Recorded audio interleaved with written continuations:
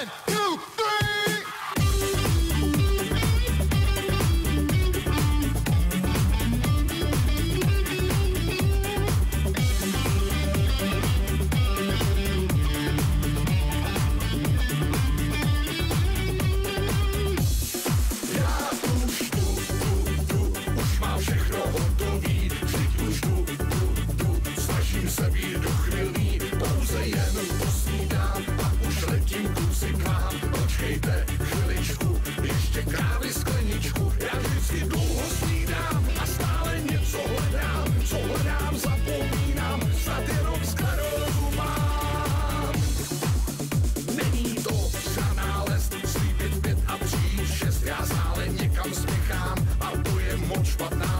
Já stále volám taxi, nic nevychází jak chci, všem kolem je to divný, proč já jsem nedochvilný, já vždycky dlouho snídám a stále něco hledám, co hledám, zapomínám, snad jenom sklerózu mám. 1, 2, 3. Jsem hlava děravá a nevím, kde co mám, různé věci nechávám všude, kam se podívám. Kdybyste mě trochu znali, já mám rychlost vloka. Vidíte to, říkal jsem to, už začíná další sloka. Já už už mám všechno hotový, vždyť už jdu, snažím se být dochvilný, kde pak mám kalhoty, to jsou páni trampoty, jen malou chviličku, hledám do tkaničku, já vždycky dlouho snídám a stále něco hledám, co hledám, zapomínám, snad jenom sklerózu mám.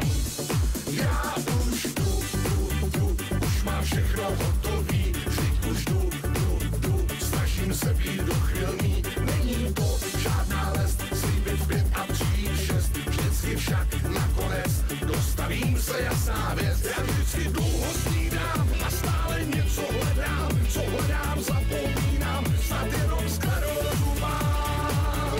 1, 2, 3. Jsem hlava děravá a nevím, kde co mám, různé věci nechávám všude, kam se podívám. Pomalý jsem jako šnek, tak to mi věřte, dětičky. Himmel, Hergot, to snad ne, už je konec písničky.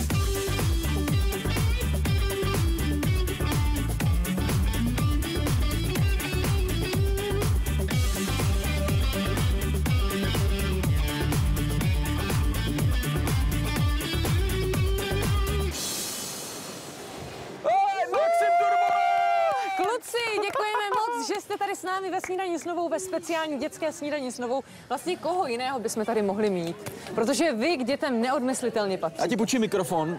Teď jsem tě pasoval na mluvčího, jestli ti to nevadí. Nevadí. Ne, s váma je vždycky dobrá atmosféra. Je neuvěřitelný, že ty vaše písně chytají i dospělí. Vlastně jsou v nás stále děti, takže my vám za to děkujeme. Máte nový outfit, mám pocit teda. Aspoň jsem ho ještě neviděl. Obecně, máte krásné kostýmy, proč zrovna večerníček? No tak my k večerníčku máme samozřejmě vztah, my se koukáme na pohádky, my jsme takový pohádkoví. Rádi spíme. Jo. Jako každý. Ty kostýmy, ty jsou legendární. Měli jste, já jsem viděl, chlupatý, měli jste šatičky, já nevím, barvičky. Kdo vám je tvoří a je to podle vašich nápadů, nebo to necháváte na dámách, které je šijou? No, trošku si se splet, on je to pán, který nám je šije. Ještě lepší. A ten vám ty kostýmy i navrhuje, nebo sami si řeknete, co byste děláme to společně, vždycky se sejdeme na pivku, protože tam člověk má ty nejlepší nápady. No a vymyslíme, co si příště oblečeme a on to ušije a společně se tomu potom řechtáme. No. Už je teďka nějaký nový nápad na nějaký nový kostým? Mikrofon, kluci, poberte se tam. No, teď máme nový... Tenhle ten nám bohužel nejde. Aha, já jsem dostala, že už funguje, nevadí. Takže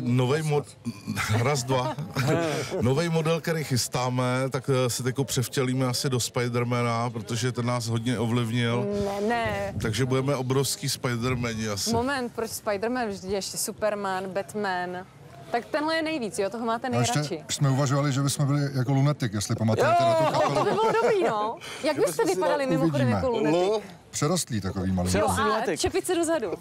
No, čepice do zádu, já si vás pamatuju, kluci, když jste měli ty bílý saka, bílý kalhoty. To je pravda. Jsi moje láska, moje láska. A on udělal novou verzi. On udělal pro dospělý, víš? Už ne máma, ale láska. To byste mohli taky možná přespívat.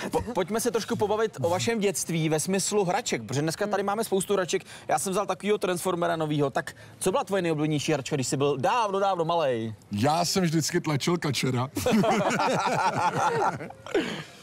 Tak já jsem měl největší radost, když jsem od dědy tenkrát dostal brokovnici, takže jako dětskou samozřejmě. A kolik ti bylo? To byla taková Dětská. ta Winchesterovka, taková ta, jak se natahovala, takže já jsem, abych z ní mohl střílet, tak jsem si vždycky takhle jí strčil do hlíny, on se tam udělal ten špunt, a jak to praštilo, tak to vyletělo, takže jsem simuloval kulku jako. Eiffel? Tak to je dobrý.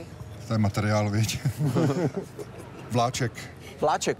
To jsou nejoblíbenější asi dětské hračky. Mašinky Vláček, do dneška? autíčko. Jednou jsem ho zapomněl, mašinka dodnes, ale jednou jsem ho zapomněl v tramvaji, vláček jsem zapomněl v tramvaji.